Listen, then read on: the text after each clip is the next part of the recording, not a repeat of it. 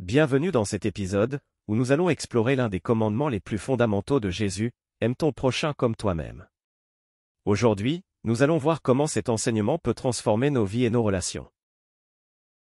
Voici le passage tiré de l'Évangile selon Matthieu chapitre 22, versets 34 à 40, où Jésus résume la loi de Dieu en deux grands commandements. Un pharisien, sachant que Jésus avait répondu aux Sadducéens, s'approcha et lui demanda pour l'éprouver, « Maître, quel est le plus grand commandement de la loi ?» Jésus lui répondit, « Tu aimeras le Seigneur ton Dieu de tout ton cœur, de toute ton âme et de toute ta pensée. C'est le premier et le grand commandement. Et voici le second, qui lui est semblable, tu aimeras ton prochain comme toi-même. » De ces deux commandements dépendent toute la loi et les prophètes. Explication. Jésus nous montre ici que l'amour pour Dieu et l'amour pour notre prochain sont indissociables. Aimer notre prochain est la manifestation concrète de notre amour pour Dieu.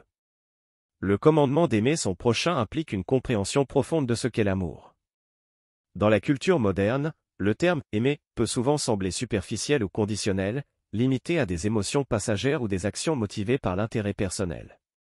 Cependant, l'amour dont parle Jésus est inconditionnel, altruiste et actif. Inconditionnel, cet amour ne dépend pas des actions de l'autre. Même ceux qui nous blessent ou qui nous déçoivent méritent notre amour et notre respect.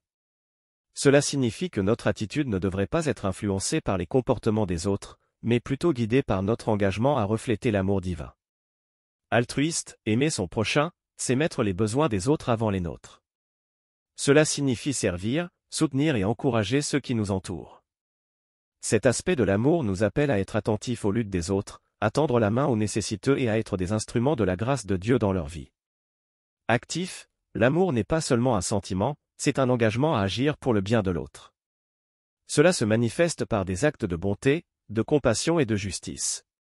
Que ce soit par des gestes simples comme écouter quelqu'un qui traverse une période difficile ou par des actions plus significatives comme défendre ceux qui sont opprimés, l'amour doit se traduire en actions concrètes. Aimer son prochain, c'est aussi reconnaître la dignité et la valeur de chaque personne. Nous sommes tous créés à l'image de Dieu, et notre façon de traiter les autres devrait refléter cet enseignement. Cet amour inconditionnel et altruiste ne se limite pas à des paroles, mais se manifeste dans nos choix quotidiens et nos interactions, transformant non seulement nos vies, mais aussi celles des autres. Application pratique. Vivre le commandement d'aimer notre prochain demande des efforts conscients. Voici quelques idées pour intégrer cet amour dans votre quotidien. Pratiquez l'empathie, mettez-vous à la place des autres. Avant de juger quelqu'un, réfléchissez à sa situation. Que ressent-il? Que traverse-t-il?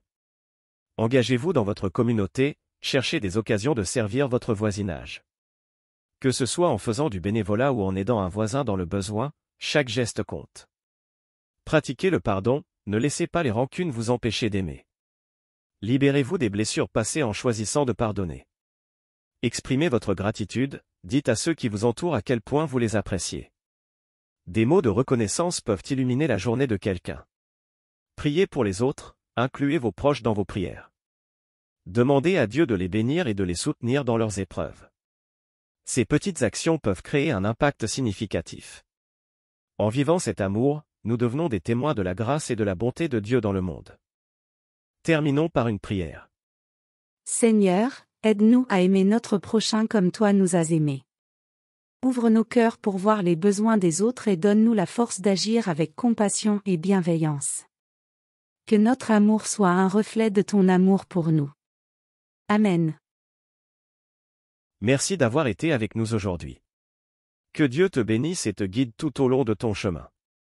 N'oublie pas de t'abonner pour plus de réflexions inspirantes. Si tu as aimé cet épisode, partage-le avec tes amis et reste à l'écoute pour nos prochains épisodes. Ensemble, continuons à grandir dans notre foi et à vivre selon les enseignements de Jésus. À très bientôt.